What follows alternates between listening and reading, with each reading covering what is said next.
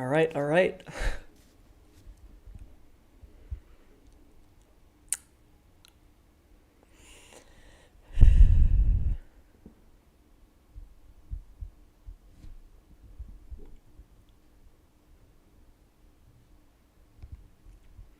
All right, what's going on, everyone? It's Caddy with Money Vesting. I figured I'd go live a little bit earlier than scheduled. I hope you guys are all having a great day, a great night, wherever you guys are watching from. I hope you guys can hear me okay. So if you guys can hear me, just drop in the live chat that you guys can hear me fine. So, I figured I'd go live for about an hour, maybe 2 hours. We'll see. And the whole idea, the main goal is the subscriber special, right? We're almost at 40,000, so thank you so much for your guys' support. Again, I really do appreciate each and every one of you guys. We're going to break down some stocks, do some technical analysis, do some fundamental analysis, break down some articles, break down some reports. And very quickly, I'm going to actually bring up this news that I was watching. So we're going to watch this for a little bit. By the way, it's one of the reasons why you're seeing this IPO boom and SPACs. Liquidity is a worthwhile thing to have. So I agree with liquidity will come to the forum. And Guy, it'll all come down to leverage. It always does. And so I think there's lots of great ways to put your money to work and to be involved with this market. And I would just discourage people from taking on that marginal bit of risk on leverage. Time is your friend here, and leverage is your enemy, and because leverage is uncontrollable, and leverage comes and tends to, people want their money back, usually at the exact moment you really don't want to give it back to them. So this is a great point because we're reaching record amounts of leverage, and corporate America also can. And you started your career over at Drexel Burnham, so you know a thing or two about leverage and the dangers of it and where it goes from here. Do you have any concerns about, frankly, corporate and sovereign balance sheets right now? Look, there's some industries that have had to take on leverage in the pandemic just to get through it. I think that's one of the things we're missing here is that, sure, the Fed provided liquidity, but the economy is going to have to come back and recalibrate and cover enough cash flow to actually cover leverage that's been taken on to get through this. So I worry a little about that. I don't see leverage throughout the system. Again, Warren Buffett always says that when the tide goes out, you see who's swimming naked. And it does amaze me, by the way, Snally, at the underlying hidden risks that you find once the tide goes out. And so I always wonder. All right, guys, so that right there was just a discussion about SPACs and the amount of leverage there is in the markets. And he's worked at Wall Street for over 40 years. We were talking a little bit about SPACs with Bloomberg and really whether there's a concern about a potential bubble or, what are we seeing in the markets. And you guys heard that his point of view is to stay away from leverage, not have so much margin in your account because we don't know when that correction's due, when that pullback's going to come through. So the markets are hitting record levels yet again. NASDAQ up almost at 14,163 points, trading all the way as high as 48 basis points, so up in the green. S&P also up another 38 basis points, trading as high as 39.49. So we're almost there, hitting our 4,000 point target. So definitely a very, very green day so far in the markets, but there's a lot of stocks that are kind of trading mixed. So you'll notice that Tesla's in the red, Microsoft, Apple, they're both in the red. Lemonade turned red. It was green. I think it traded as high as 170, but then it turned red. CVS, Fubo TV, Nano Dimensions, Palantir with a huge drop after EPS miss, but they beat expectations when it came down to revenue that I'm going to break down later in the video. So again, let me see how many people we have. So we've got about 107 people, 119 people. Definitely, if you guys enjoy this video, please make sure that you drop a like. It really helps out with the channel. Also, make sure that you subscribe. The goal is for us to get to at least 40,000 subscribers. If you can do that, I really do appreciate your guys' support. So we're sitting roughly at 39,780. So again, thank you so much, for you guys' support. I really, really do appreciate you guys. So, all right. So first thing we're going to do is break down Palantir. So Palantir on the day down quite a bit. Let me pull that up. We're down over 9%. What a brutal drop, trading all the way as low as $29 per share. So, all right. So Palantir shares fall after fourth quarter loss, but revenue beat expectations. Reading further, you'll notice that revenue came in at $322 million versus $4.7 million. That was the expectations. EPS, that was the biggest reason why we saw the drop, was a loss per share of 8 cents. And the expectation was about 2 cents in net loss. So definitely 4 times higher than the expectations. The company said the average revenue per customer for 2020 came in at $7.9 million, up 41% from 2019. Its top 20 customers generated $33.2 million each on average in 2020, so up 34% year over year. So the average contract value, or the average customer value, is going up. So that's actually a good sign, because as we've already studied in the past for Palantir, contractors and government agencies, commercial clients, people who've already signed up with Palantir, they want to continue to do business with Palantir. That's actually a good sign. That's a good retention rate for the company. In the fourth quarter, Palantir said it closed 21 deals worth at least $5 million in total contract value, including 12 worth at least $10 million. And new contracts in Q4 include those with the U.S. Army, U.S. Food and Drug Administration, so FDA, and PG&E. Palantir said it expects to earn $4 billion in revenue in 2025. So with a market cap at roughly $50 billion, we are trading roughly at 13 times 2025 sales. In 2021, Palantir said it anticipates revenue growth of more than 30%. So this year, fiscal year 2021, there's going to be roughly a 30% increase. It expects revenue growth of 45% in the first quarter of the year, with a midpoint of $332 million. Reading further, you'll notice that it went public with an opening trade of $10 per share. That gave it a $16.5 billion market cap, and now it's sitting at $52.6 billion market cap. Palantir said its government segment generated $190 million in revenue in the fourth quarter, up 85% year over year. There's pros and cons to being a government contractor, right? So we know that Boeing is a government contractor, Lockheed Martin is a government contractor, and they've got contracts like 20, 30, 40 years out. So the pro is that this is going to be recurring revenue, right? Government is going to be very stable. They're not going to default on any of their payments, so on and so forth. But the cons are that they can, pull the plug anytime they want. They've got terms. Government have terms on their own terms, right? The company doesn't have much say in the contracts, right? So that's going to be a big con. But again, $190 million in revenue in the fourth quarter coming in from the government agencies, 85% increase year over year. Commercial segment brought in about $132 million, up 4% year over year. So that right there, the commercial segment, we need that to grow, right? We need that commercial base to grow much, much faster, if not more than the government. Right now, it's only up about 4% year over year, whereas government is growing 85%. Palantir did not provide any update customer count this time or in its first earnings release in November, after disclosing its prospectus that it had about 125 customers in the first half of the year. So that being said, quite a bit of a drop. Right now, we are kind of validating this second support at close to $29.50. Again, a previous resistance coming in from December 21st, 22nd. You guys will notice that we were kind of hovering at that level. We sold off all the way down to this support at $22.93. Then we broke out of this symmetrical triangle. So here, let me pull that up here. So you'll notice that we were kind of hovering inside this bullish flag, or this sort of like a descending triangle, before this huge breakout to new all-time highs at $44, $45 per share. Sold off all the way down to the support at $30. Pushed up, validated this lower high. So that's going to be inside this sort of red line you guys see. And then today, after the earnings, we broke down even further. And right now, we are somewhat validating that 200 simple moving average. So the 200 SMA, you guys see in blue, aligned with this previous resistance, acting as a new support. The RSI and the MACD both are pretty much overblown, very oversold. The RSI trading as low as 29.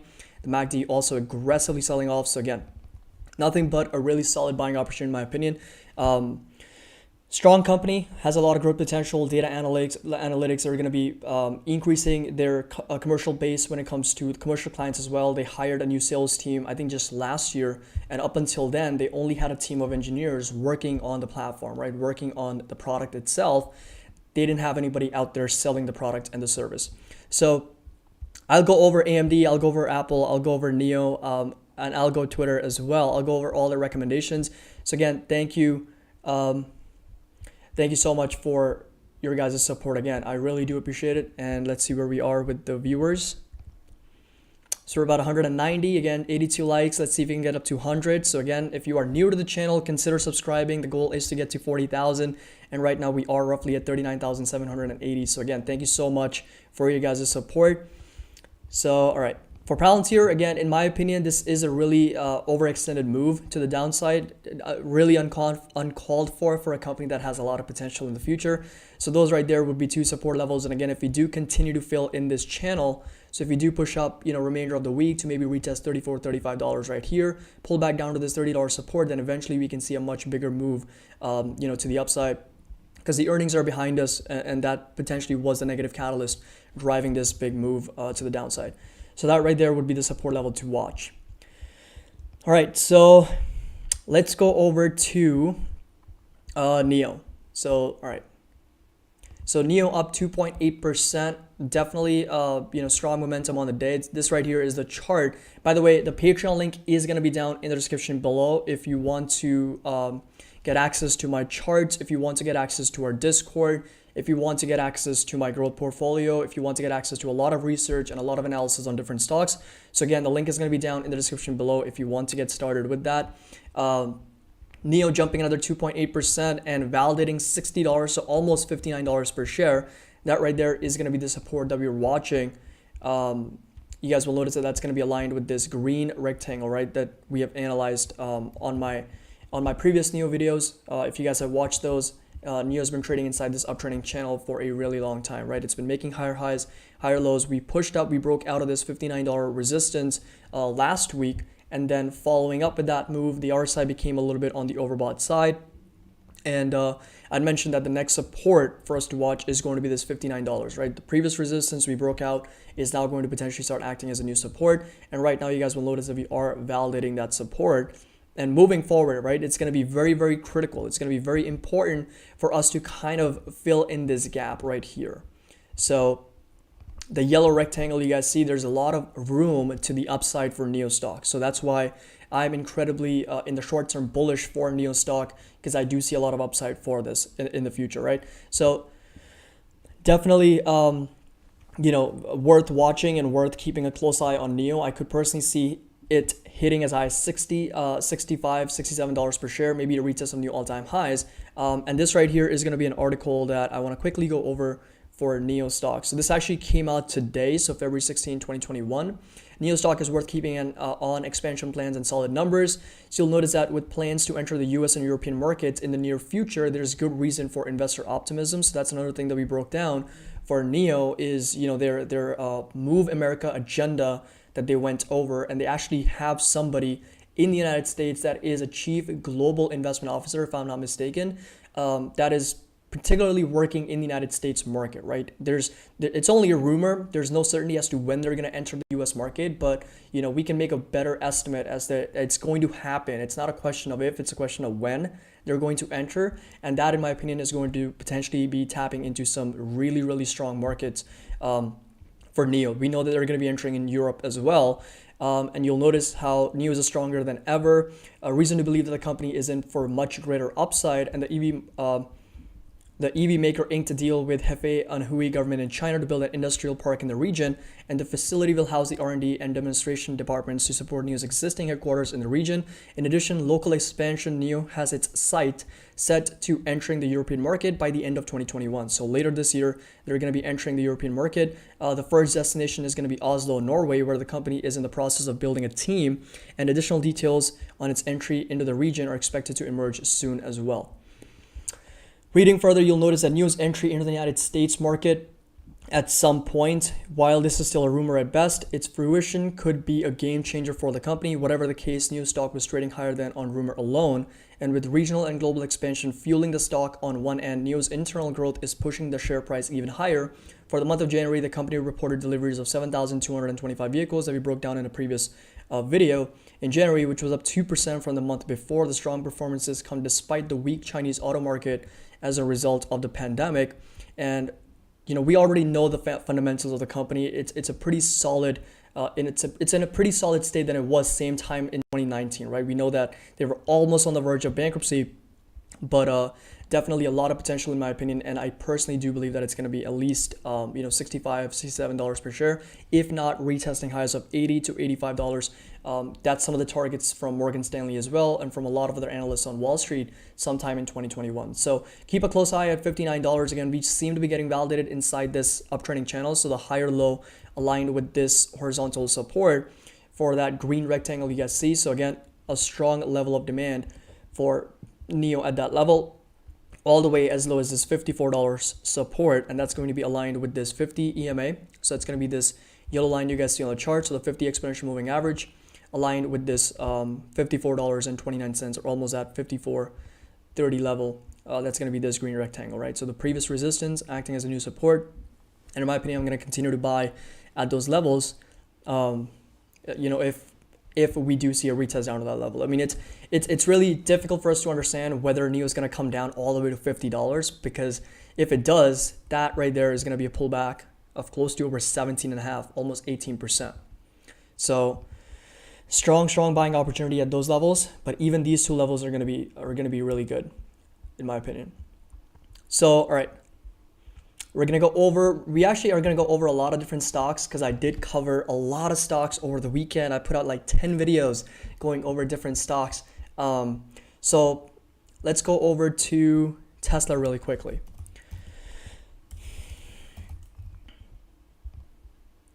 So Tesla definitely pulling back, 1.2% drop. And, this is something that we had discussed in my previous videos, is one of the things that's really concerning for me, and I addressed this in my previous videos, is the fact that we are trading below our 21 exponential moving average, right? The 21 EMA, that's going to be the white line you guys see on the chart. And Tesla hasn't traded below the 21 EMA for, since April. Like if you were to look at it, go back, like this right here is actually November was the last time, or this right here was November of 2020. So it's been well over 3 months, almost 4 months, since Tesla has traded, below the 21 EMA. That's going to be the white line you guys see on the chart. And this was also right before they announced that the S&P 500 announced that they're going to be included in the S&P 500. So the trend quickly shifted and we jumped over 122%, right? And right now, if I were to kind of zoom in, you'll notice that we are getting tagged at that 21 EMA. So the high for today, $821 right on the dot. The 21 EMA is sitting at $822 per share. Merlin, thank you so much for the donation. I really appreciate you. I'll go over that stock right after I go over Tesla. So again, thank you so much for your guys' support. Let me see how many people are watching. So we got 242 people, 121 likes. Again, make sure that you subscribe if you're new to the channel. So again, thank you so much for your guys' support, and make sure that you hit that like button as well. And if you want access to our Patreon as well, the link should be down in the description below. So Tesla, we've identified the $800 per share as a support for Tesla, and in fact, I even added a new position in the growth portfolio at $800. But in my opinion, in my strong opinion, I feel like we are due for some more downside for Tesla stock. Unfortunately, I would not be surprised if we do see a retest of $775 or even as low as $750 per share for Tesla stock. So that would be a drop of roughly over 6.5%. for Tesla if we do see a pullback down that low. And from our all-time highs, we would be down quite a bit. So we would be down over 16% for Tesla, if it does retest $750 per share.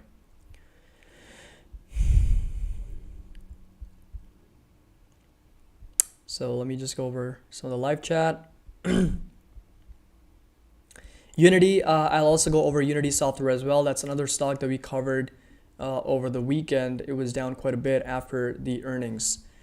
But again, going over Tesla stock price, 21 EMA is a very important level that Tesla needs to break out of in order for the bulls to regain control, right? That's the average mean, and we've seen a lot of consolidation. And I think the next leg up higher, the next push is going to come from a significant catalyst, because you guys will notice that after the rally comes to a pause, Tesla does go into some type of a consolidation, right? So this right here, massive rally right here, then we go into a consolidation here, right? It was like months before we saw any upside for Tesla stock. And this right here, rally number 2, and we are seeing a very similar consolidation. So, there's a lot of bullish catalysts that are already behind us. The S&P 500 inclusion already done, splits already done. Although I was reading an article that Tesla may do another split in 2021. Let me know in the live chat, what do you guys think about that, right? Tesla doing another split in 2021. Is that something that's a possibility? Do you guys see that happening? What are your thoughts? Because usually when companies do a split is to make it more affordable to the retail audience, and Tesla did a split and it's already gone up over 200% since the split, or I believe over 150% since the split. So the split was over here, 5 for 1. We sold off down to this level, and from 327 we are up over 147, almost 150%, right? So massive jump for Tesla after the split. And again, I would not be surprised if they do like a 4-for-1 stock split to bring it down to $200, or maybe like a 2-to-1 stock split to bring it down to $400 per share. But that's a possibility. But all in all, the pattern now consolidating sideways. $800 all the way as low as $775 would be the 2 levels to watch for Tesla moving forward.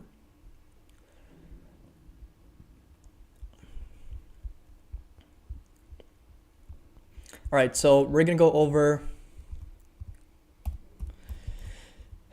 Voyager.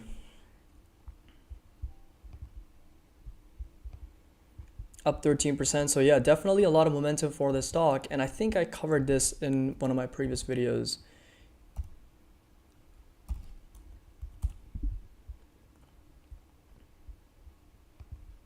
Or maybe not.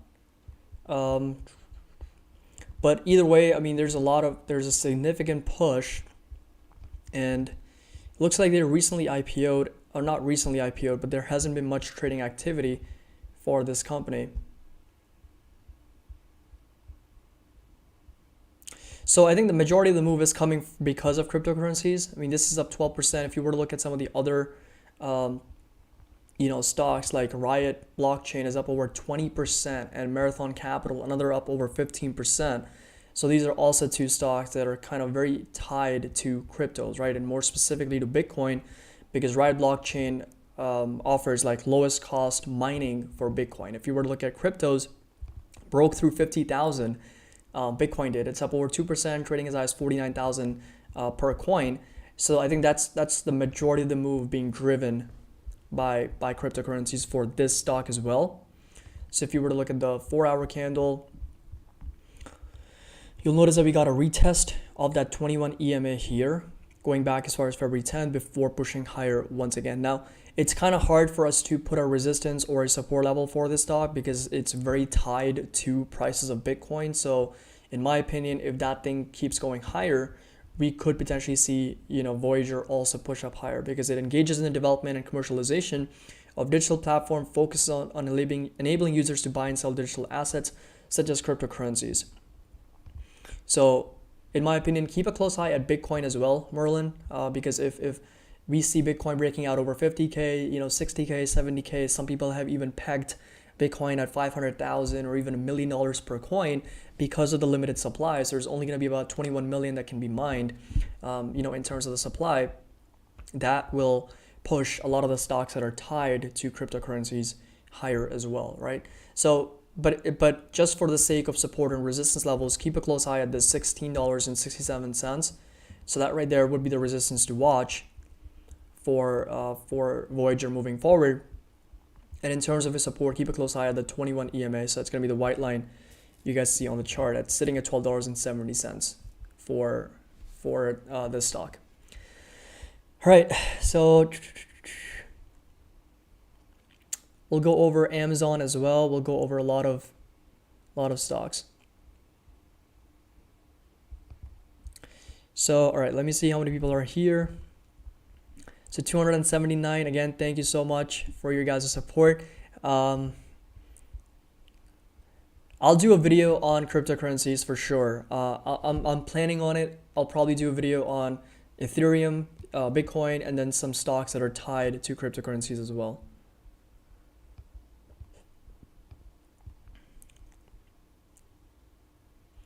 Nick, I covered Palantir. Like that was the first stock that we covered. So if you were to kind of go back in the video, you should be able to see my analysis on it. And we also broke down the earnings. It's definitely selling off quite a bit, but I think it's an overreaction for a company that's really, really solid in the future. It's going to do really well in my opinion. So AMD down, Lemonade down, Apple, Microsoft, they're both in the red. Visa, Tesla, Amazon is now in the red. It was up, I think, close to 1% during the day, like in the morning, but then it sold off. Nvidia still finding a way to push higher. And Twitter, like this is just an overblown move.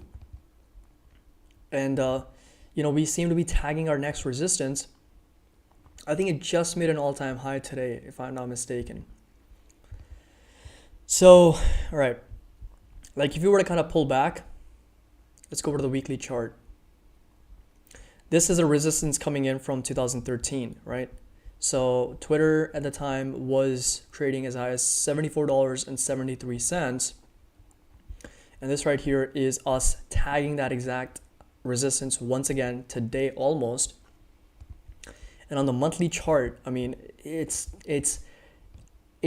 so fueled. I'm surprised how much momentum Twitter's seen based off of earnings, unless I'm missing something. There has to be another catalyst behind Twitter's move. Let me know in the live chat if you guys know anything. Sebastian, that's actually a great question. Bumble, I will break that down as well. They, I think, just IPO'd a couple of days ago. I was just looking at their chart today. I'll break that down as well. But let me know in the live chat below, like if you guys know anything about Twitter, what's fueling this move, right? Because it's up quite a bit. I mean, it's blown the top off of this uptrending channel that we've been following. It's blew past some of those resistance levels. It's almost hitting its resistance from 2013. And from the support at $45, it's up like 65%. Like absolutely overblown move. And the RSI, the MACD, I mean, even on the weeklies, it's overbought, right? The RSI is high as 76. The MACD, so overbought in my opinion. So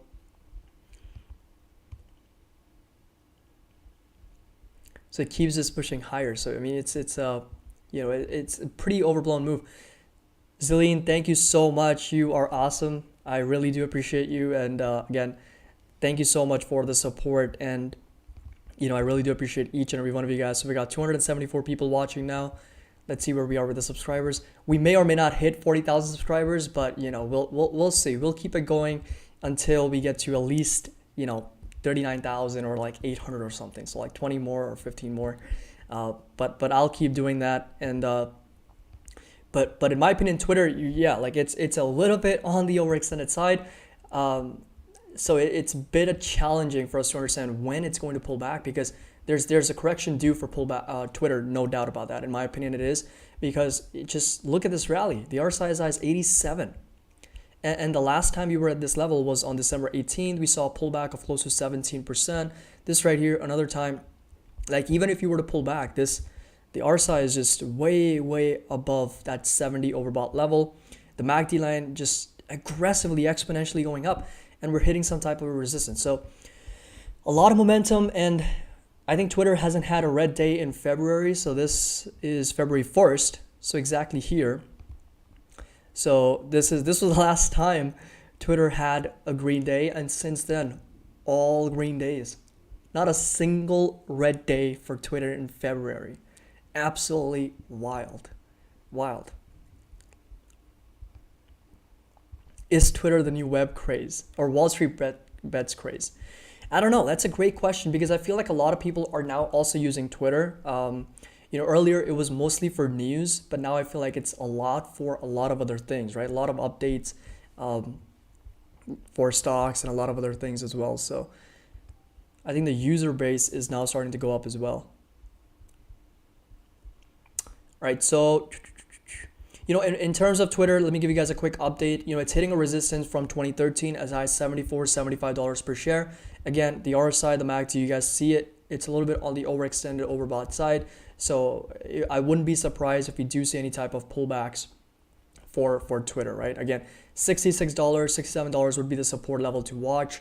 And we're due for a pullback, in my strong opinion, right? We have to have a correction for this, in my strong opinion, because like I said, in February, it hasn't had a red day. So a very overblown move for Twitter, in my opinion. All right, so let's go over AMD. So AMD is down about 1.5%, but it still seems to be getting validated at $92. That's the support that we were talking about in my previous videos. And this is actually one of the stocks that we have in our growth portfolio. I have a lot of projections for AMD. I do see it being at least $100 stock in the future. Very, very undervalued in my opinion. And there's a global chips shortage, right? Semiconductors. We broke it down in AMD's earnings call. SF Real Estate, thank you so much for the donation. I really appreciate you, and thanks again for the support. But there's a global chip shortage, and for AMD, the demand is basically surpassing their supply. And Lisa Su even mentioned that they have all the assembly lines going, and they're going to see more like a stabilization during the second half of the year. So in my opinion, AMD is also a very growth stock. If we do see, so right now $92, so that right there is going to be the horizontal green line you guys see on the chart. Previous support here, we kind of validated that. This right here, a lot of hovering over that $92 level. And this right here, again, we are validating that support at $92 per share, right? So that again is going to be a level to watch. So going back as far as February 12th, so just last week we validated $92, and this right here, even today, we validated $92, right? So that right there is going to be a strong support level to watch for AMD moving forward. And it has pushed up quite a bit. So, we've been tracking this stock for a while now, and from February 1st, since the month started, we are up over 10.5, almost 11%. So it's no surprise that we are seeing some type of a pullback. Now, if I go to the 4-hour chart, you'll notice that again, the RSI and the MACD was a little bit on the overbought side. So this is a minor pullback that is very, very normal. It's very expected off of AMD.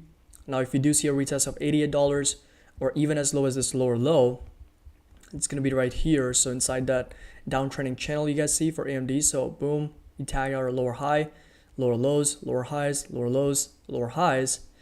But if you do see a pullback all the way down to this level, I would be aggressively buying AMD stock because, like I said, it has a lot of potential in the future. And compared to Nvidia, the sales are somewhat equal, but AMD is still trading relatively at a less price to sales ratio.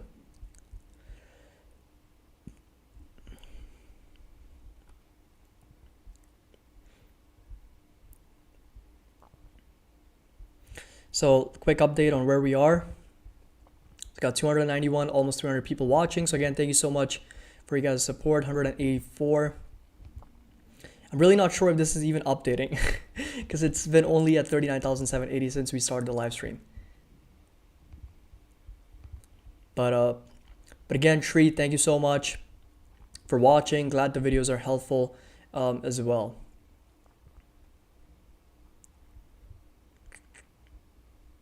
So all right, let's go over Amazon really quickly. So Amazon, again, struggling a bit, down pretty much flat, down about 10 basis points. We covered Palantir. We've covered Palantir. We covered Tesla. We've covered NIO. So if you guys want to go back on the video, you're more than welcome to watch those. You should have, you can watch those analyses and then jump over to the live stream. But for Amazon, again, we were up as high as 33.08, and Amazon was up over 1%. And then we were back down to 32.74, right? So I think patience is what's going to really, really pay off for Amazon over the long term. And I know it kind of sucks to have your capital tied to a stock that doesn't do much.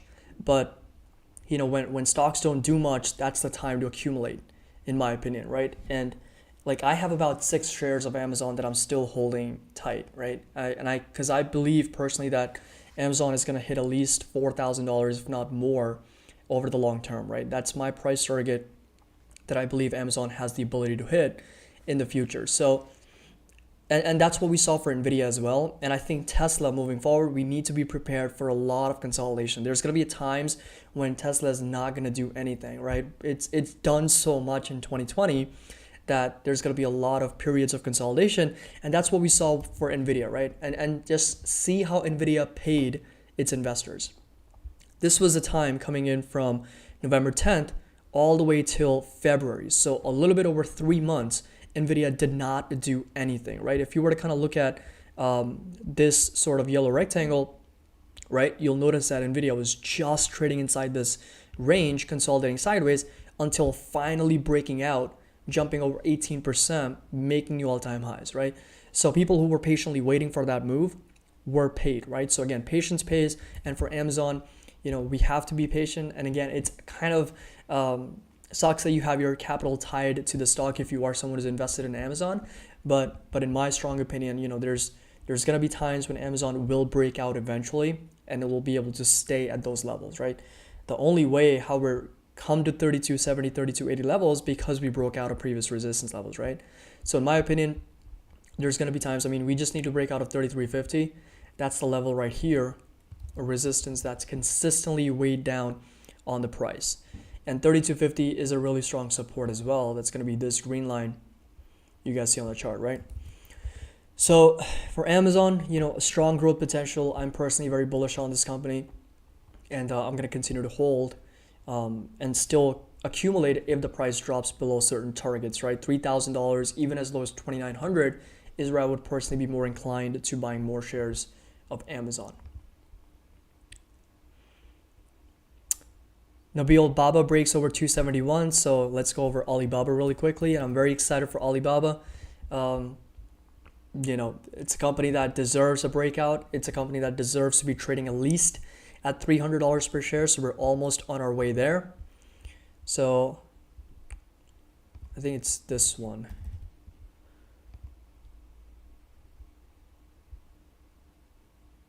Yep.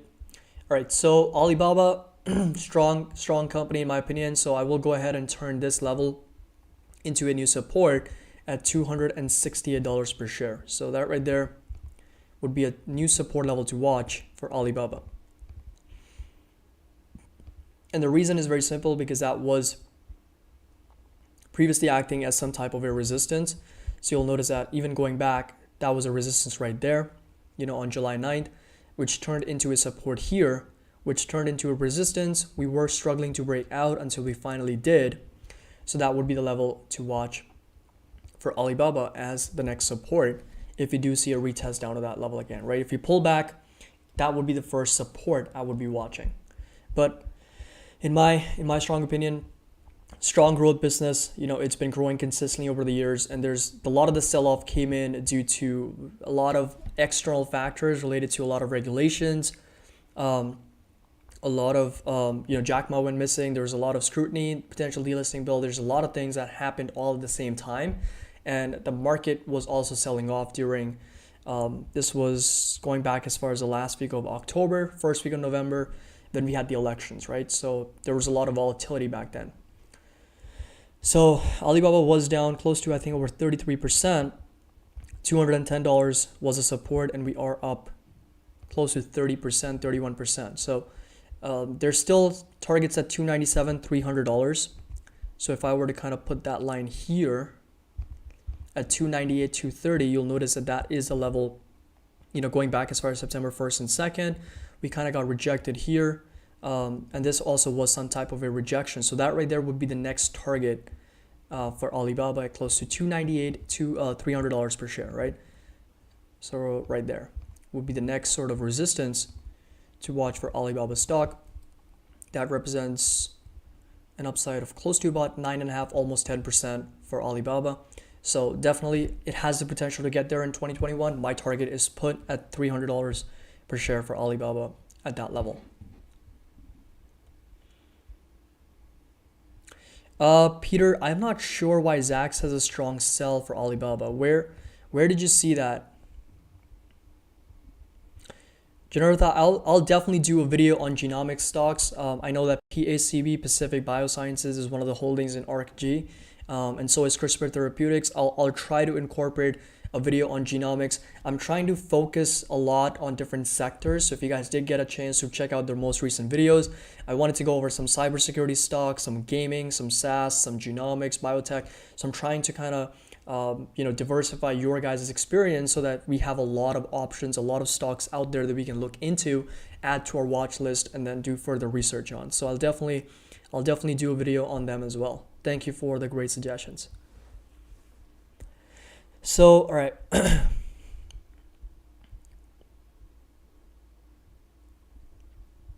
right, quick update on where we are. So just under 300 and 205 likes. Again, thank you so much, for the support.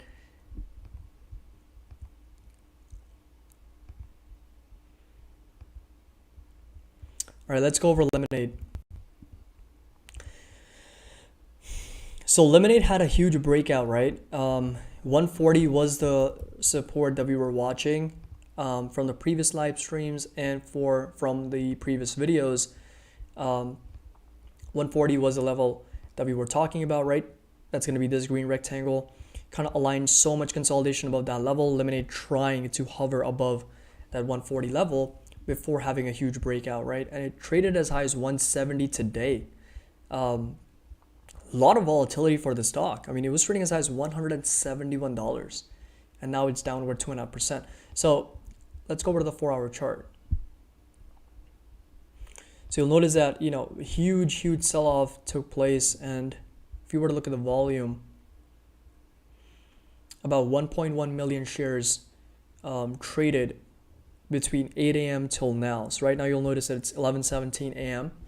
So in 3 hours, about 1.1 million shares traded. So a lot of sell orders coming in. The next support to watch is going to be sitting roughly at 156, in my opinion, or roughly at 157. So that right there would be the next level of support, which has acted as a previous sort of resistance, right? So we kind of struggled to break out of that level here. We struggled to break out of that level here. So previous resistance, broke out. We back tested 158.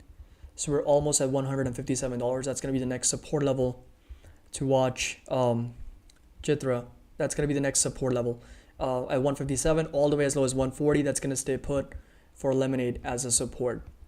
And those are going to be two sort of like the next level of demand, and a much stronger area of demand and a support, and where it would be a really strong buying opportunity for Lemonade is going to be sitting roughly at $129 to $130, because that is where the 200 SMA is going to be, and it's going to be aligned with the previous resistance. So again, with technical analysis, the biggest thing for us to understand is the more touch points we can find for any stock, and by touch points I mean support and resistance levels. If it's to do with higher highs or higher lows, or horizontal highs, horizontal lows, moving averages, different price action points, the more touch points you can find for any stock, the higher the probability is for that stock to validate that level before making a move, right? So if you're trying to identify key entry points, right? If you want to get into a stock and if you want to figure out, well, where should I get in? Try to figure out where are going to be the most touch points for that stock, right? Which price has been traded the most, right? In this case, 140, you'll notice we were just hovering over 140 for so long, right? Right here, January 19th, this right here, so much consolidation on January 29th, February 2nd, February 8th, we're just trying to stay above 140, right? A lot of demand at that level before having this huge breakout to the upside. So that's the whole goal with technical analysis, is to figure out those support levels. Supa, thank you so much for the donation. Tesla is struggling because the catalyst has pretty much run out. So we broke it down. By the way, if you want to go back to the video when we covered Tesla stock in today's live stream, you're more than welcome to do that and then jump over to the live stream. But I'll quickly go over Tesla once again. And right now we are breaking down below 800. So we are again hovering right at $800 per share. And that's something that I had mentioned in my previous videos, right? We're tagging that 21 EMA, and that's a cause for concern for Tesla. So be prepared and be ready for a lot of consolidation or even pullbacks for Tesla stock, which again is not a bad thing, right? Max Martin, thank you, my man. Thank you so much for the donation. Shout out to you as well. So for Tesla, it's down over 2%. It's very normal. It's reasonable because, this is something that we went over here.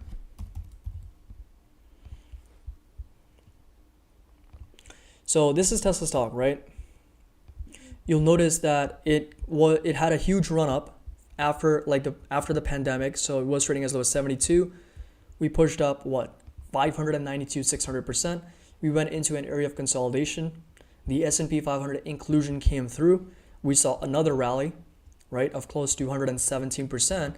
And now we're in the very same pattern as we were going back as far as October, right? So this right here, a lot of consolidation in between that yellow rectangle. This right here, a lot of consolidation once again.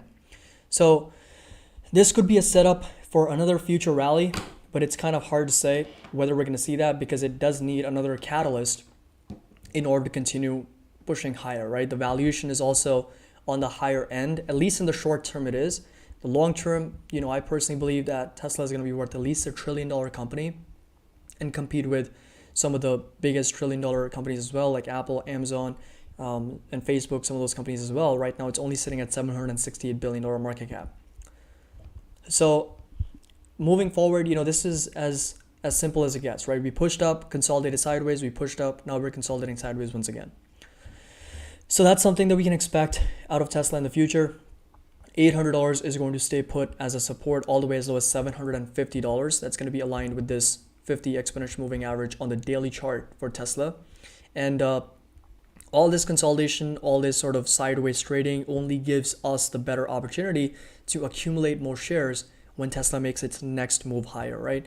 Everyone who accumulated here, right before the S&P 500 inclusion is sitting nice, right? It's sitting over 100% gains, right? Everyone, and it can be frustrating. I know it can be really, really frustrating getting your capital tied to a stock that's not really doing anything, but it's really, really challenging for us to predict when that breakout is going to happen and for us to kind of time perfectly when that move is going to happen, right? So it's better to stay invested. Again, you have to do your own analysis and due diligence, whether you want to be invested in Tesla, Amazon, or some of the other stocks as well. But if you were to kind of stay invested at these levels, you would be up close to about 117%. So again, this gives us the opportunity for long-term investors to actually accumulate more shares as Tesla continues to trade sideways, as Tesla continues to sell off and has those red days as well. So I think QS had a pop recently, if I'm not mistaken. Yeah, I think it did push up, but then it sold off. Today, I think it's down over 8%. Yep. So for QS, it's actually very, very interesting. We're in the opposite. All right, let me ask you guys, what is QuantumScape doing that's opposite to Tesla? What did we just go over for Tesla stock that's opposite for QuantumScape right now? Let me know in the live chat. We've got 302 people watching. So again, thank you so much for joining in. So what is QuantumScape stock doing right now that's opposite to Tesla stock? If you guys can recognize that, we went over Tesla stock here. So let me go over to the daily chart here. So Tesla is doing something here that QuantumScape is doing the opposite of here, right? What is that? Let me see if you guys can recognize that.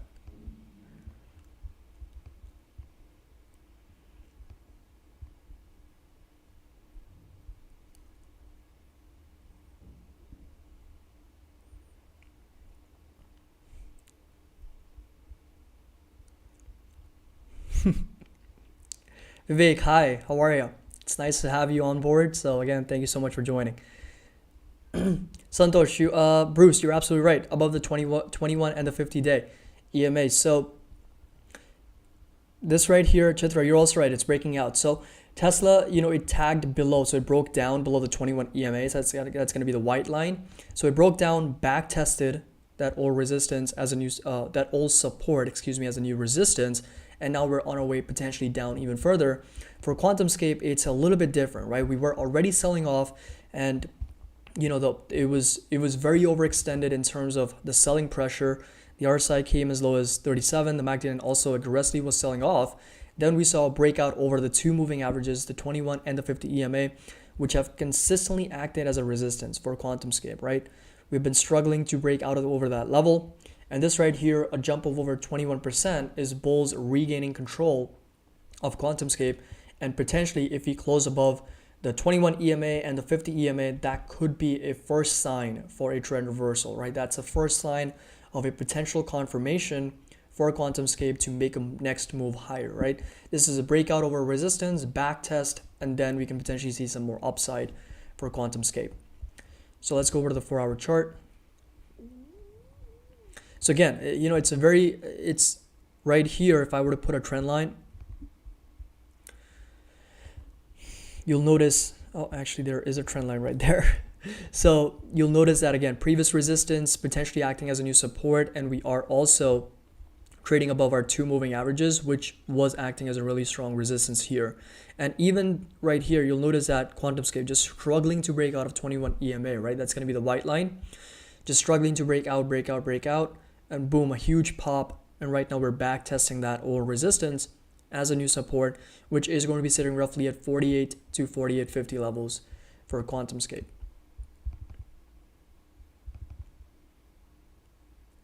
And this resistance is also coming in from this level right here. So let me go ahead and delete this.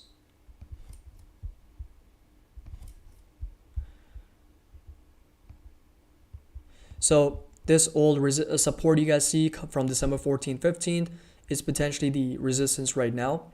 So moving forward, keep a close eye at $48, $48.50 for QuantumScape. If that level gets validated, we consolidate sideways, then potentially a breakout over $55 is what's really going to change the trend for QuantumScape, and we'll start making some higher highs and higher lows.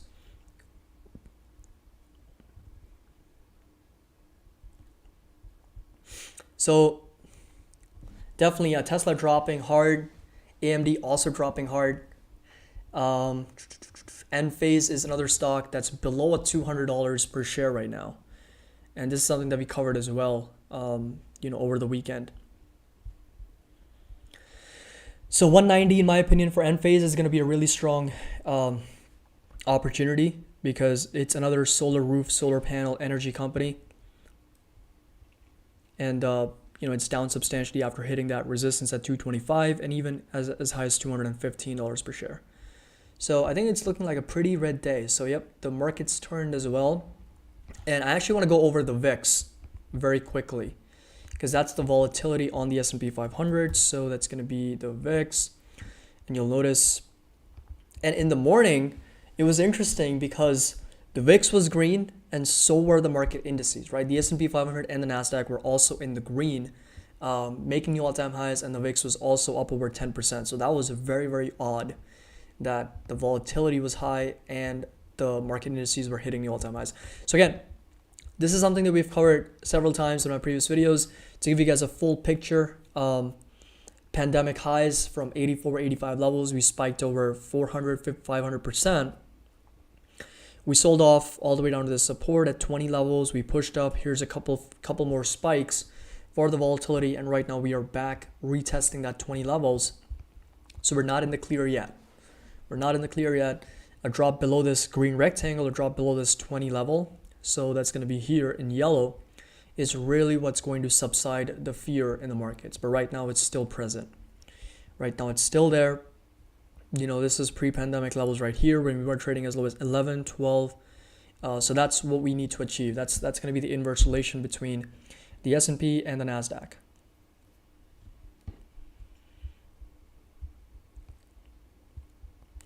All right.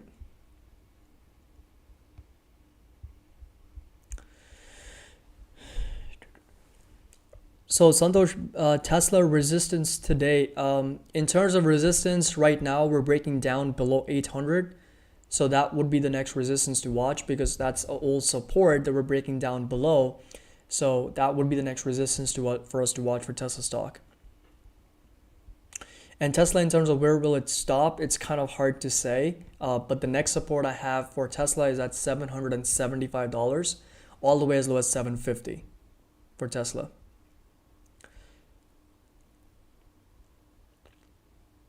All right, let me know if there's any other stocks you guys would like me to look into really quickly.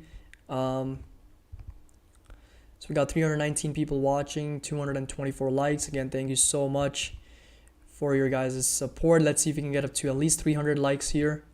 That would be awesome. And let me see if I have the all right, perfect. All right, we got 8 more subscribers. That's great. All right, let's look at Pinterest really quickly. I actually did send an analysis of Pinterest to somebody this morning, but $88 or $89 is going to be the next resistance. You know, similar to Twitter, similar to some of the other stocks, we are a little bit on the overbought side. RSI as high as 68, the MACD aggressively pushing higher. These are 2 support levels I would watch for Pinterest. $77 all the way as low as $65 per share for Pinterest, right? Aligned with this 21 EMA, aligned with this old resistance, potentially new support with the 21 exponential moving average, all the way as low as $65, old resistance, new support.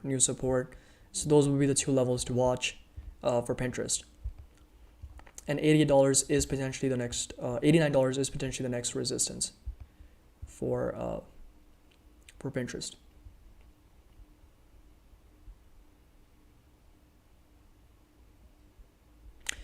Oh, Elon Musk tweeted that Austin Gigafactory construction halted. So let me see if I can find that tweet.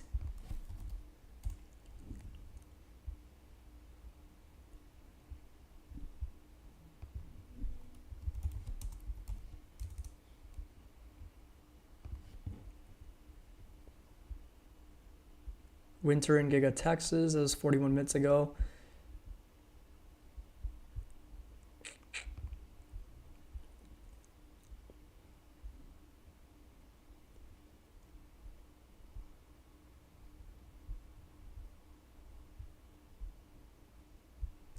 Yeah, all I see right now is just this, covered in snow, ice roads mostly.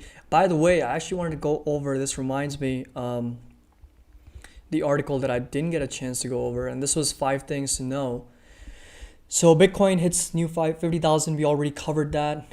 Here, let me open that up.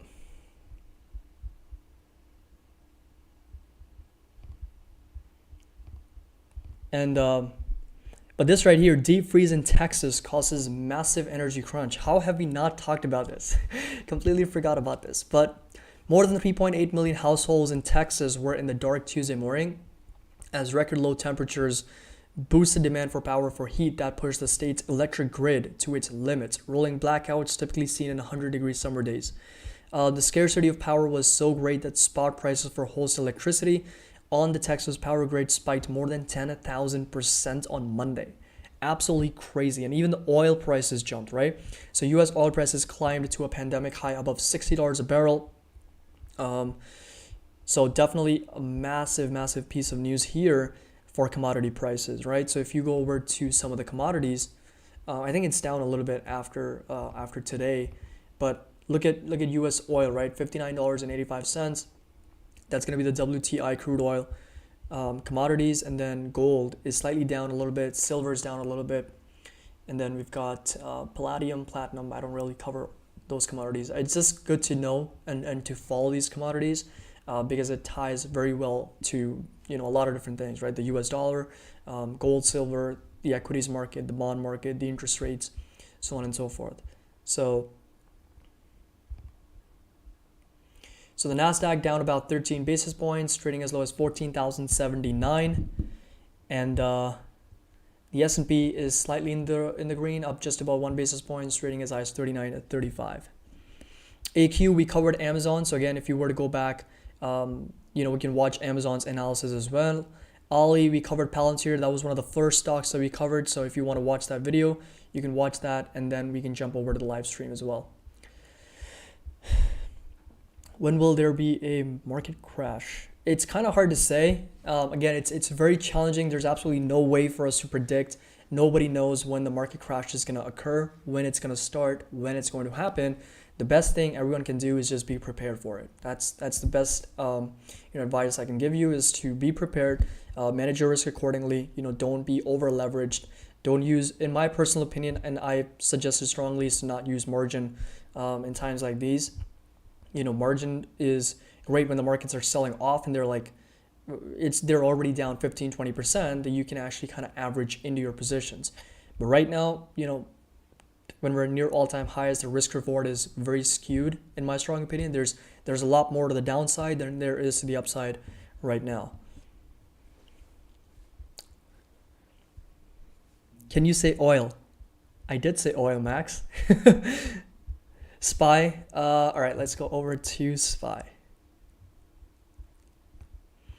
So yeah, I mean, we're pulling back. If we were to go over to SPX, it's gonna be a very good representation of what we're doing. So that does look like an inverted hammer candle. If you do close, if you do close around that level, or even down as low as, let's see the low for this candle, 39.29. So if this candle looks something like this, that's gonna be, and so if this candle closes something like this, because right now there's a wick to the downside as well, right? Right now there's also a wick. You guys notice it now. But if it closes something like this, that would be a potential inverted hammer candle. That would seem like a trend reversal for the S&P 500, right? And it would require for the candle to close as low as 39.29, basically at the low of day. That represents a lot of weakness from the price action standpoint for the S&P, right? That could signal that we may be potentially headed down to 3802, 3800 levels. That's going to be potentially a drawdown of close to 3% for the S&P. Again, there's no way for us to time the market and understand exactly when that's going to happen, but it just gives us a better odds to better prepare ourselves for what could happen in the future.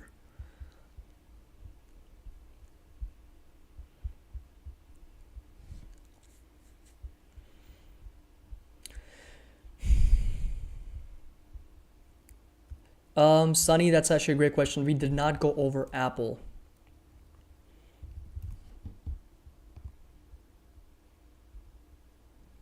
So Apple on the day also down about 1.2%. So we're almost trading as low as 132. That's the support that we've been talking about for a really long time. So again, it's potentially going to be validated from this higher low standpoint. So that's going to be this green line you guys see, aligned with this horizontal support.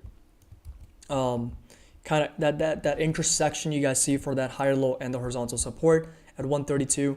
Again, previous resistance, and this right here was somewhat of a validated support. In my opinion, is going to be a really, really strong level of support for Apple at 132. And the 50 EMA is sitting at 131 right now. So the yellow line you guys see on the chart, again, a really important average for Apple stock. And the reason is because previously, that level has also acted as some type of a support in the past, right? So definitely we're down quite a bit, and the RSI of the MACD has also been selling off. So that is obviously a lot of weakness. But again, similar to Tesla, represents something but really good time to accumulate more shares. I think I have a little bit over 100 shares of Apple right now, but I'm in the process of buying more, and I want to accumulate more shares of Tesla as well.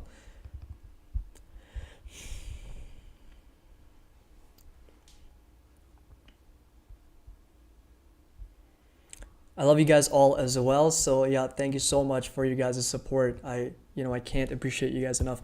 So let's look at Unity Software. I'm not sure if it's red or green on the day, so I'm gonna be very surprised. So it's slightly in the green. Okay, it's not bad. I think it was green more, $130. It was trading as high as that level, but now it's slightly down. So it's trading inside this downtrending channel, right? This is something that we covered in one of my previous videos.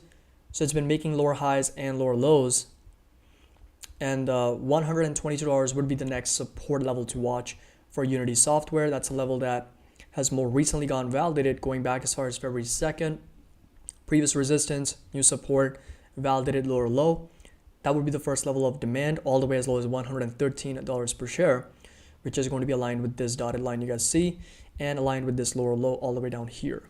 But fundamentally speaking, this company has a lot of potential. The Apple's new privacy changes is going to definitely affect them fundamentally, because they're going to take a 3% hit or a $30 million hit in fiscal year 2021. But it's not something that's only going to affect Unity Software, right? It's going to affect Facebook. It's going to affect so many different companies and app developers, and they need to figure out a new way to kind of monetize their platforms, because Apple being Apple, they're using their dominant position to change their privacy policies and make it more of a challenge for these companies, right? Because in that article, in that report that we broke down, Apple is also now moving more from products to services. So they're looking for new ways to kind of monetize their own content and make money. And the services, we know that generates much higher revenues. Much higher gross margins, and it contributes more to the profitability for Apple, right? We know that products and iPhones generates the most revenue for Apple. But that right there, for Unity Software's future, that's going to be a very critical thing to look at, and how they expand and grow their revenues, right? How are they able to scale their revenues? They're expecting anywhere under $1 billion in revenue in fiscal year 2021. So again, I'm going to be very excited to follow up with this company and keep you as updated. But right now, there's a lot of weakness for the price. We're trading inside this downtrending channel, making lower highs, lower lows, trading below the 2 moving averages. So it's going to take a lot of buying pressure, a lot from the bulls to kind of regain over those moving averages and break out of this trend. And that's what's I'm going to be very excited for in 2020, see if that can happen. But yeah, $122 would be the support, all the way as low as $113 per share. I am in India for a while now. At least I figure out what I want to do next, because the United States is a little bit challenging with immigration and stuff. So I had to kind of move out after 5 years. So next we're going to be talking about Switchback Energy Corporation. That's going to be SBE. So the merger is still coming through. February 25th is when they're going to be, voting again. Hopefully there's a lot of people, a lot of investors that vote. Last time it was because of the absence of voters that didn't really come through, right? The merger didn't happen. And this right here was a symmetrical triangle. We broke it down because of no news. And right now we're potentially going back up to backtest that 21 EMA, right? Very similar pattern that we saw for Tesla as well, is that we broke down below the 21 EMA, we push up, and right now we're getting tagged at that exponential moving average once again, but we are staying above the 50 EMA. That's going to be the yellow line you guys see on the chart, right? So support here, resistance here. It's kind of hard to say where it's going to break down. Fundamentally speaking, it's trading at 115 times sales, and valuation is a little bit rich. But again, whose valuation is not rich in this market, right? There's a lot of stocks and a lot of companies trading at 100 times, 20 times, not 20 times, 120 times, 140 times sales. So, these are growth companies, right? These are growth companies that are now tapping into one of the biggest sort of market, the sector, like the EV market, right? Green energy, renewable energy market in the world. And there's not going to be like a 200 different leaders, right? 200 different dominant players. There's only going to be a few of them, and our job is to pick which ones those are going to be, right? We've got electric vehicles as a subsection of this revolution, and then we've got charging companies, charging stations as a second subsection. So my bet for EVs is going to be in Tesla and NIO. For charging stations, Switchback is one of the companies that I'm looking at very closely, ChargePoint. So this right here is going to be the complete technical breakdown. $37.50, the first level of support, still seems to be getting validated. Right now, you guys will notice that we are trading at $37.50 right on the dot. And all the way as low as $34.50, that's going to be the next level of support for Switchback.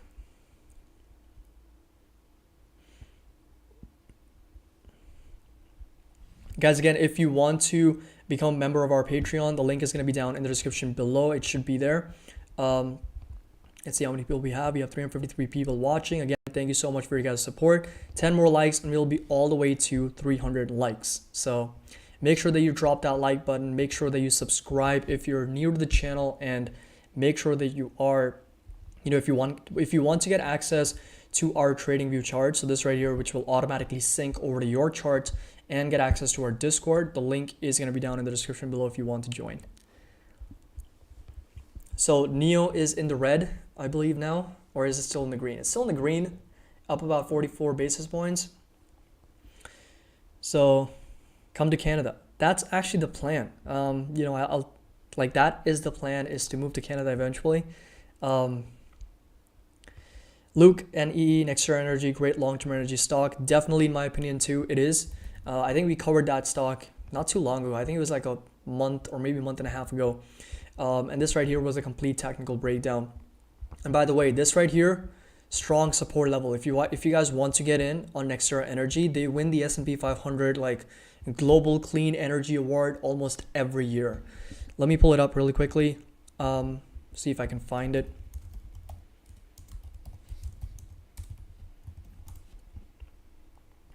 So this right here was on December 11th. So Nextera Energy wins 2020 S&P Global Platts Energy Transition Award, and they won this, I think, like 3 years in a row. So strong potential for this company. It's been trading inside this uptrending channel, and I've actually swing traded this a couple times, buying at these higher lows. But again, I actually did sell a little bit too early, but right now we're on our way down once again. So $78.50, very aligned with this higher low. So that's going to be this yellow line you guys see on the chart. If you do see a retest down to that level, that in my opinion would be an optimal entry point for Nextera Energy, right there. So that intersection for that higher low and the horizontal support, previous resistance, new support here.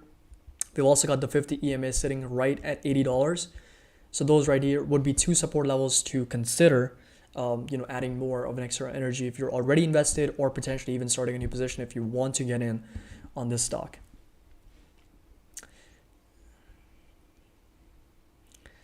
These visa issues, Sunny, I agree. I couldn't agree more. There's a lot of issues with the visa.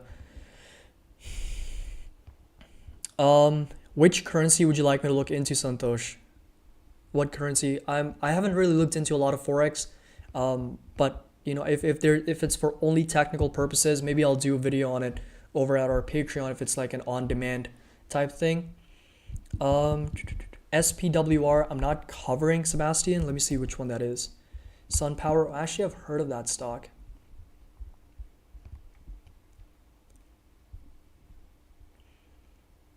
Solar panels and systems. Actually, this was one of the comparables when I was researching on Enphase. This was one of the stocks that actually competes directly with Enphase. Correct me if I'm wrong, Sebastian, but they compete with Enphase, right?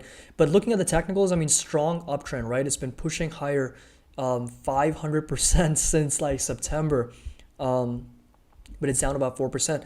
So definitely thank you for bringing this to my attention. Right now, we are sort of making these lower highs. And, the 21 EMA is going to be very important because it's acted as so much of a support every time we kind of pulled back down to that level. So you'll notice that 21 EMA, boom, here, we kind of tagged here. So a lot of support at that exponential moving average, right? And right now it looks like we are potentially on our way down to that 21 EMA once again. So if you do validate that support, it would be sitting roughly, at that level. So it's making some type of a symmetrical triangle.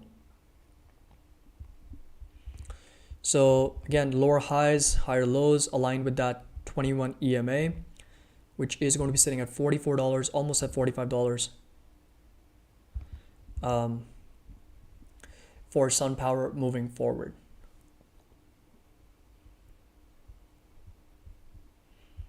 So that would be the level to watch for SunPower, in my opinion, at close to $44 to $45, aligned with that 21 EMA. And as we fill in that symmetrical triangle, we could potentially see a much bigger move for SunPower in the future, right? Potentially a breakout, because the earnings are also coming up. So actually, are they reporting tomorrow? Yeah, tomorrow is February 17th. unless TradingView is wrong, because they do have all these errors. They'll kind of mess up on the dividend yield sometimes. They'll mess up on the earnings date or the estimates. So I always double check with another source because TradingView sometimes does make minor errors, right, when it comes to like factual data for earnings and dividend yields and financials and so on and so forth. But they're absolutely great for like technical analysis and charting and different tools, creating a watch list, and a lot of those things. So the market's really pulling back, right? So Amazon down, IPOEs in the red, Apple, Microsoft, Visa, Tesla, Lemonade, AMD. Lemonade's down 5%. Wow, what a drop. Enphase over 4.5%. Palantir almost 9%. Alibaba still trying to stay up, over 1.5%. Google still pushing up. Twitter almost 2%. Square, NIO, and PayPal also in the greens. Let's take a look at PUBM. So Pubmatic, we actually covered that stock over the weekend. This right here, it was a potential breakout over $51 is what I was looking forward to. And I actually did start a small position in my main fund on Pubmatic as well. I have a target of $58, but over the long term, in my opinion, this is also a company to look into for you guys. They're a complete opposite of Trade Desk, and they basically sell digital advertising for ad developers and content creators, right? The Trade Desk is for brands and marketing agencies that want to buy ads, but Pubmatic basically sells ads for the ad developers and content creators. So only 2 billion market cap. Revenues I think are somewhere between $200 and $250 million. I believe that's what they are. But the whole goal is for them to scale their revenues in the future, because this is a big market for them. Digital ad space.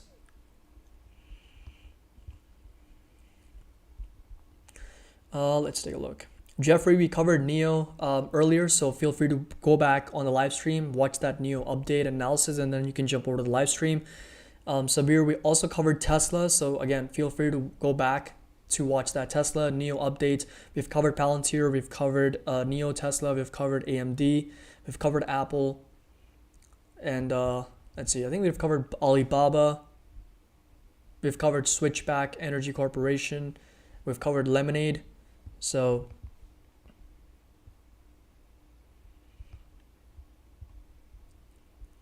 all right, let's take a look. So again, let's take a look where we are with the viewers. 341. So again, 312 likes. So you guys are awesome. Thank you. Thank you so much.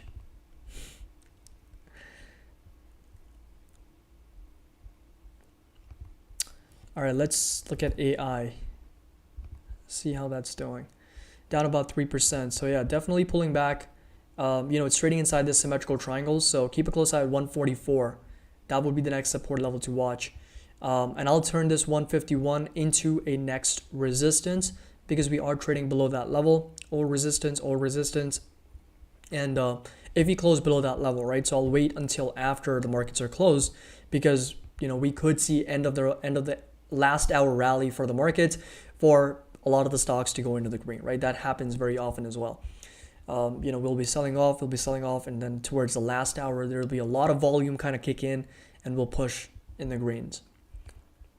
But for C3.ai, again, I did an analysis on this. And in my opinion, again, a lot of potential. It's a little bit richly valuated from a valuation standpoint, but keep a close eye at $144 support, and $151 is going to be the next resistance to watch for C3.ai. It's an artificial intelligence stock that I broke down very recently, so you're more than welcome to watch that video as well. Let's look at Fiverr. Fiverr has been on an absolute tear. Like, this stock has rallied so much. Like, it's gone up way. Like, it was trading as high as $339, almost $340 per share. And from our support of close to 200, it was up like 60%. Absolutely crazy rally for Fiverr as well. It blew the top off, and the last time it did that, we sold off back down to our 50 EMA, and that was a drop of 26%. So Today, Fiverr is down about almost 2%. And the other side of the MACD also seem a little bit on the overbought side. So again, keep that in mind as well. The earnings are coming up. They compete directly with Upwork. The earnings are actually coming up on Thursday, I believe. We broke it down in my previous videos for all the earnings that are coming up. So Dropbox is reporting. CVS is reporting. Palantir reported this morning. We've got Fiverr. We've got Sam, that's going to be Boston Beer.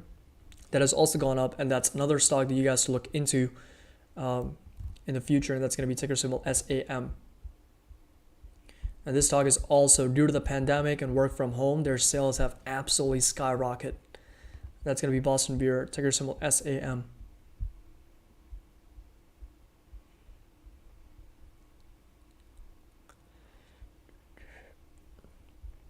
All right, so we're going to break down a few more stocks because it's getting pretty late here. It's 10:30 almost p.m. So the markets are a little bit different time zone. So they open at 8 p.m. and they close at 2 in the morning.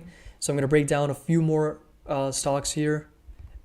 And then I'll work on my daily market update that we put out later. So keep that in mind as well. Watch for that daily market that's going to be out later today.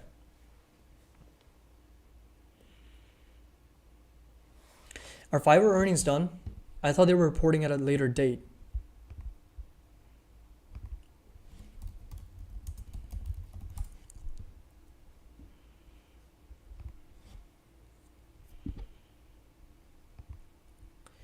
I thought they were reporting on Thursday, unless I'm wrong.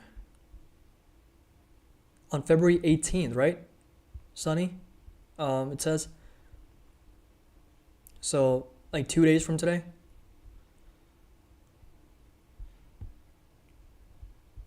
But we'll see. We'll see what they report. All right, let's look at CCIV really quickly and where that's trading. It's down about 5%. So this right here is the complete analysis that I did. I put out a video on CCIV as well. And it's a very standard pattern, right? It's been trading inside this uptrending channel. So if I were to kind of map out this higher highs, higher lows, higher highs, higher lows, higher highs, higher lows, higher highs, and we are potentially down, right? And again, it wouldn't surprise me if you come down to $35.30 or resistance support here. So that's going to be this horizontal green line you guys see on the chart, or resistance, or resistance, or resistance, potentially a new support here aligned with that 21 EMA and aligned with this higher lows, right, inside this uptrending channel. So that would be the support level to watch for CCIV, at least the first support level, all the way as low as $30 per share. There's a lot on the table with Lucid Motors, and it's like a make it or break it merger, right? If it doesn't happen, the stock is going to take a drop, right? And until they merge with somebody else, but that's going to be not happening until for some time. But if this happens, if the Lucid Motors merger goes through, then after this pullback, if you do see a retest of $35, $30, then we can potentially see a breakout even more. I just want to make sure that nothing really came through for the merger yet.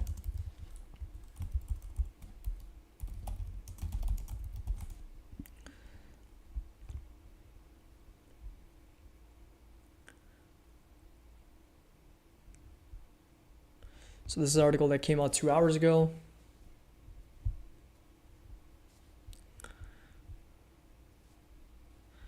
So yeah, that's another thing that I actually read up on, was institutional investors were accumulating more CCIV stock because insiders or institutions may know something that we don't, and they could be they could be anticipating a merger with CCIV as well.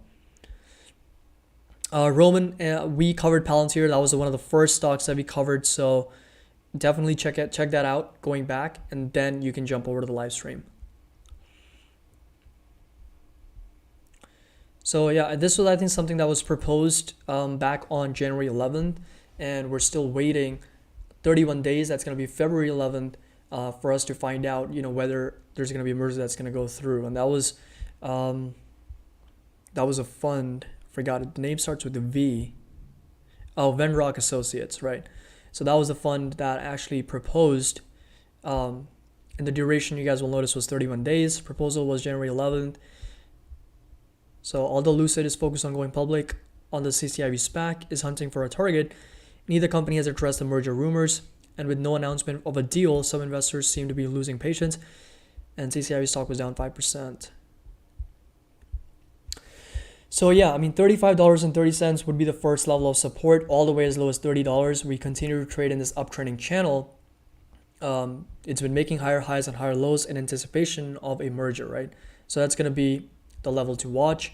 Now, if it does break outside of this uptrending channel, so this higher low you guys see, then there may be a slight cause for concern, because we would be trading below our moving averages, and we would be breaking down a trend of higher highs and higher lows, and we would be breaking outside of that level, right? So $30 would be a support, but it would also raise some concerns from a technical standpoint. But $35.30 would be the first level of support. We are down after tagging that higher high inside that uptrending channel. So keep that in mind as well. Vivian, thank you so much. I really do appreciate you. Again, thanks for the donation and the support. For everyone who's new to the channel, we talk a lot about technical analysis, fundamental analysis, and I like to kind of give you guys a holistic view on the markets and a lot of these stocks, right? I don't like to trade in a vacuum. So I want to know a lot about the fundamentals of the company, the business model, what the growth looks like, what the industry looks like, what the gross margins look like. So a lot of those things get tied into our analysis and research, and then we make a decision whether to swing trade this based on the technical analysis factors, what are some of the key entry points to minimize that risk, maximize those returns, or whether it makes sense for us to have a long-term position on that company, right? So we do a lot of those analyses as well. So definitely, if you're new to the channel, if you're into stocks, if you're into swing trading, investing for the long-term, fundamental analysis, definitely hit the subscribe button. Check out the links down in the description below if you want to become a member of our money investing community and get more involved with our community as well. So the link is going to be down in the description below. So the market's definitely pulling back. IXIC, that's going to be the NASDAQ index. We are down roughly 34 basis points, and the S&P also pulling back, down about 8 basis points as well, trading as low as 39.34 almost. So I'm going to do this for like another 10, maybe 15 more minutes, because it's going to be like around 11 p.m. by the time I get done here. So Mike, we also covered Apple, yes. So you can go back and check out Apple's analysis as well. Luke, I actually put out a video on VJAC merger with 23andMe. Feel free to check that video out. We went over a lot of the fundamentals, their valuation, a lot of different things as well. So, all right, let's go over Facebook really quickly. Facebook is up over 1.5%. So yeah, I mean, those support levels definitely getting validated, 260, 270 levels, that we had talked about in my previous videos. Sunny, thank you so much for joining in. Good luck with that meeting. And Facebook definitely breaking out, right? So the next resistance to watch is going to be sitting as high as $280 per share. So that right there, again, the red rectangle you guys see is going to be the resistance, right here. It's coming in from resistance levels from December 29th. This right here, a resistance from November 13th. This right here, a resistance from October 12th, right? So a lot of resistance at $280 per share for Facebook stock, right? We've been getting rejected at that level consistently, so we are potentially headed for 280, and the RSI also pushing higher. The MACD line is, although consolidating sideways, so it's not giving us a very clear direction. But in my previous videos, I'd mentioned that these are going to be support levels that do get validated, and in my opinion, we could see a potential breakout and some more move to the upside, trading as high as $279, $280 per share. So I still see more upside for Facebook, at least a retest as high as 280, and for these levels to start acting as new support levels for Facebook, right? So strong company, great balance sheet, one of the best balance sheets I've ever seen, a lot of profitability. Although again, with the privacy issues that Apple has, changed in the new iOS moving forward, and they're going to do that starting spring, is going to affect Facebook's monetization practices and their advertising business. So we're not going to see the effect of that until after they report their earnings, right? So that's going to be really important for us as well. Um, so yeah, Facebook 280 resistance, 269, $270 support. Strong growth company in the future. You know, it's one of the most held stocks in institutions and hedge funds. So definitely a lot of value there. Lazy, we analyzed Sunwork earlier, so you're more than welcome to watch that as well. Sunwork we analyzed, but I haven't looked into Corsair, although it's on my watch list, and I will be doing a video on a lot of other gaming stocks, so I'll look into that stock as well.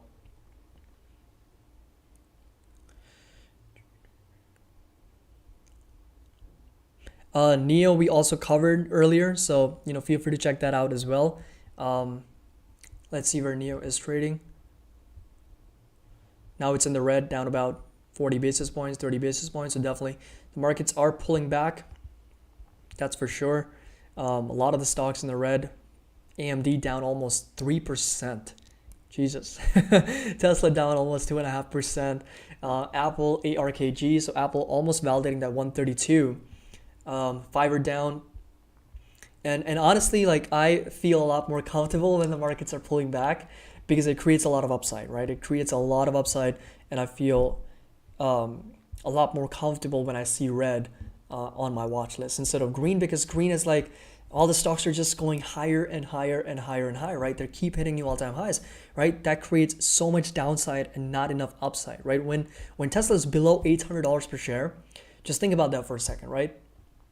It's the market cap is now below $800 billion. And, you know, depending on your analyses and depending on your research, I personally believe that it's going to be well over $1 trillion market cap in the future, right? In the next 5 to maybe 7 years, that's what the market cap I foresee. It could be way, way higher than that if, of course, the autonomous and the robotaxi like scenario plays out. But 1 trillion at the least is what I personally believe that Tesla is going to be worth, right? And if that comes to fruition, we're looking at another 25-30% jump, well over $900, even over $1,000 price target for a Tesla. So a below $800 gives us, everybody, the opportunity to kind of accumulate more for the future, right? So again, be a little bit more comfortable being uncomfortable in the markets when you see red. So it's okay for the markets to pull back, right? It's a very reasonable and something that we can expect, and we should expect in the markets, right? Every now and then, so that it gives us the opportunity to buy more. All right, so let's look at Cloudflare. Actually, Cloudflare, I wanted to break down an article, so thank you for reminding me really quickly. I'll go over Cloudflare's stock falls while earnings outlook beats street view. So Cloudflare, which is going to be ticker symbol NET, is down about 5% on the day. Is down after the cybersecurity company's result and outlook topped Wall Street expectations. Cloudflare shares dropped 7% after hours, falling 0.4, almost 40 basis point gain in the regular session. And the company reported fourth quarter loss of $34 million or 11 cents per share, compared to a loss of $28.2 million, 10 cents the year ago. Reading further, you'll notice that revenue rose to $125.9 million from $83.9 million the year ago. And analysts surveyed by FactSet forecast a loss of 3 cents a share on revenue of $118.3 million. So let's go over to the chart really quickly. So Cloudflare is pulling back substantially off of this single earnings call, right? It's been on a strong uptrend. It's been making higher highs, higher lows. This is a really ascending pattern. And every time we've pulled back down to this 200 simple moving average, almost like most of the time, a couple times we even broke down below that level. But even in the past, you'll notice that 200 SMA acting as a really strong support here, going back as far as January 6th and 7th. It pushed up, right? So right now we are down substantially, over close to 14, almost 15% from our all-time highs. The R side, the MACD aggressively selling off. The R side trading as low as 33, and the MACD has also been aggressively selling off, right? So we are pulling back. There's going to be a really strong support. Well, the first support is going to be sitting exactly at $81. That's going to be aligned with that 200 simple moving average. But if you do break below that level, then the next support to watch is going to be sitting right there. And that's going to be because at close to $71 per share, aligned with this previous resistance right here. So all resistance, new support right here, new support right here. So if I were to kind of bring that out, that would be the level to watch as an area of demand and the support for Cloudflare moving forward.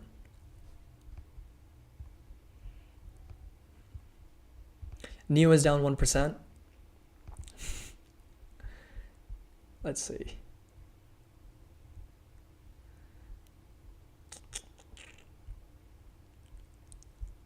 Where is NIO? I can't even find it. Oh, there it is. Yeah, so it's down about 1.5% almost. So the whole market's selling off. Yep, the S&P 500 trading as low as 14,000. We're down about 65 basis points. The S&P 500 also down about 20 basis points. So again, you know, it's very normal for the markets to pull back, right? We've been talking about this on the channel for a long time, that a correction is okay, right? 8 to 10% is something that we need to be prepared for. And Palantir, of course, coming down even more because of the earnings. And everything else is kind of pulling back because of the broader market sell-off, right? Apple, 133, traded as low as $132.91, so almost at that support level. AMD is dropping a pretty hardly right now, trading as low as $90.89. Tesla trading as low as $794, so trading below that $800 level. Brandon, this live will be saved, so it will be available to watch for everyone. So NIO trading below $59. That is right. That's right. It's trading below $59, but the markets aren't closed yet. So we're gonna see where it ends up closing. Because again, like all these levels, you know, they do kind of get breached during market hours, but it's very important for us to know where the markets are closed, right? Where did that candle close? That's going to be the most important thing, which is why I like to analyze and put these daily market updates after the markets are closed, right? Because that's when the candles are closed. There's low trading activity. There's not a lot of volume, and those levels usually act as certain support or resistance levels. So again, it's going to be very important for NIO to potentially close above $59. We are slightly breaching that $59 level. So this right here is going to be the analysis for NIO.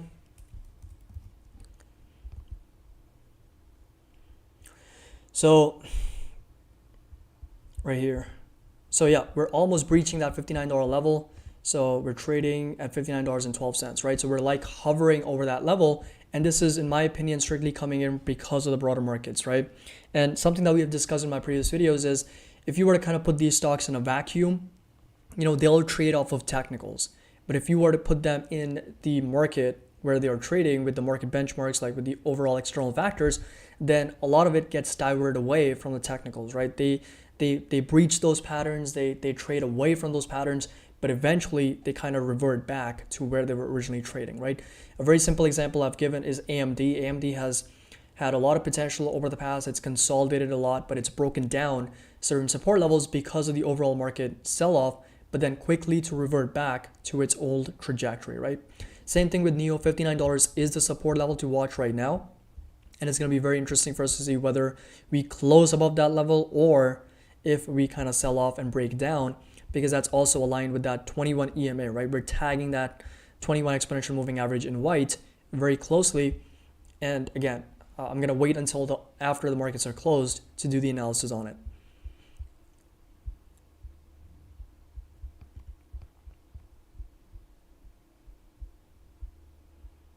Amazon down about 0.5%.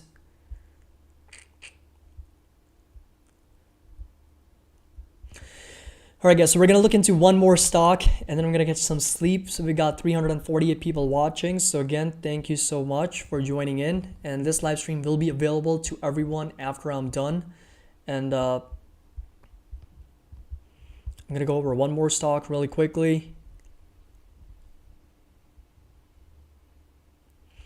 Amazon, we went over earlier. So you're more than welcome to watch that video as well. Or actually this live stream, just go back and then you can jump over to the live stream as well.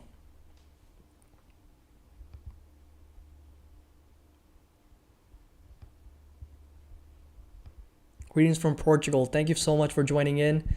Really appreciate that.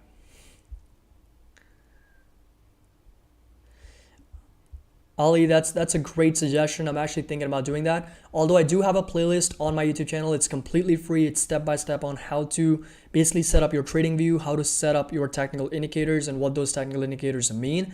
So I do use a lot of different moving averages. So they're basically 3 moving averages, the 21 EMA, the 50 EMA, and the 200 simple moving average. I do use the 9 exponential moving average every now and then, but those are the 3 levels I watch along with certain other technical indicators. So I would highly encourage you guys to check out that playlist right on YouTube. If you go to my channel, go under playlist, there should be one for technical analysis, step-by-step guides. Love from Toronto. Shout out to Toronto. I've never been there, but I absolutely am dying to visit Canada and visit Toronto. I definitely want to check that out. I actually love the cold weather, so I definitely want to experience Canada and be able to live there and work there for a little while. So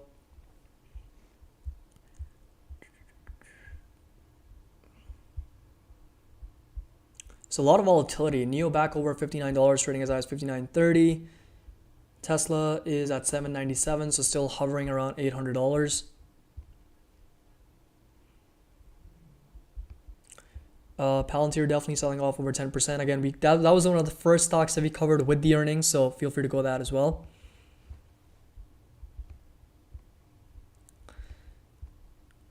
All right, let's go over what is CRSP. Is it CRISPR Therapeutics? Okay. So down about 3.8%, almost 4%. So definitely pulling back. So ARKG should be down quite a bit, right? Yeah, it's down about 1.5%, almost 2%. So CRSP.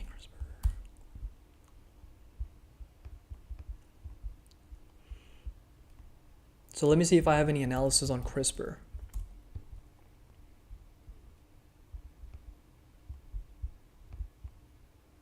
Okay, so there is some analysis on CRISPR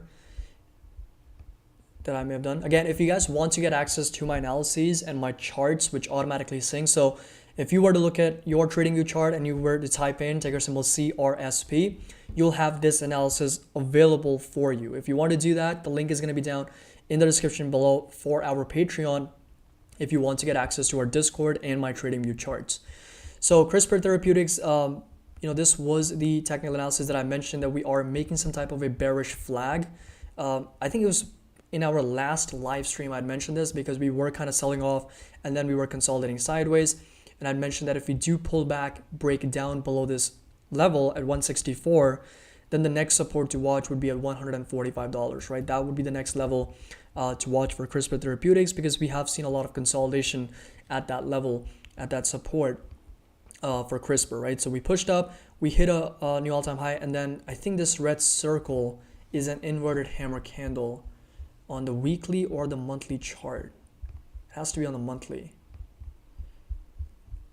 Yeah, so it was on a monthly chart. So again, I would not be surprised if February is a red month for CRISPR because you guys will notice that we were trading all the way as high as $219 per share, but there's a really, really long wick for CRISPR, right? So that long wick just represents that we were trading as high as 220, but then the sellers came into the market to push us all the way down to 160, 165 levels, right? So a lot of weakness from the price action for CRISPR, and I would not be surprised if we do see a red month moving forward. So if I go back to our daily chart, you'll notice that we are potentially pulling back, and $145 would be the next support level to watch for CRISPR Therapeutics because that has been a lot of consolidation right at that level, and it's going to be this green line you guys see on the chart. Going down like an open faucet. That's a new one. I've never heard that before. Tesla down how much? 2.3, almost 3%. So it's okay. I mean, to me, in my opinion, it's normal. Like Tesla has been up. There's been days when it was up like 20% in one day, or like 15% in one day, 18% in one day. So this is normal. Like this is very reasonable for the markets. And Apple down 1.5%, Tesla down 2.3%, AMD almost 2% or 3% rather.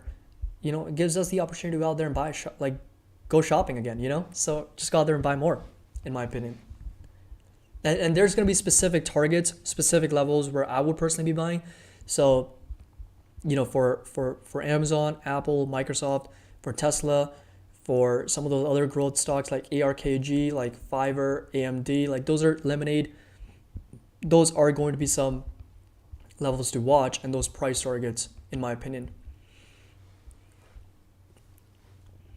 So again, Jeffrey, thank you so much for joining in. This live stream will be available to everyone who wants to get access to it after I'm done. So we've gone over a lot of stocks, and feel free to watch that as well. And again, thank you so much for joining in. If you want to be more involved with our money investing community, check out the link down in the description below for Patreon.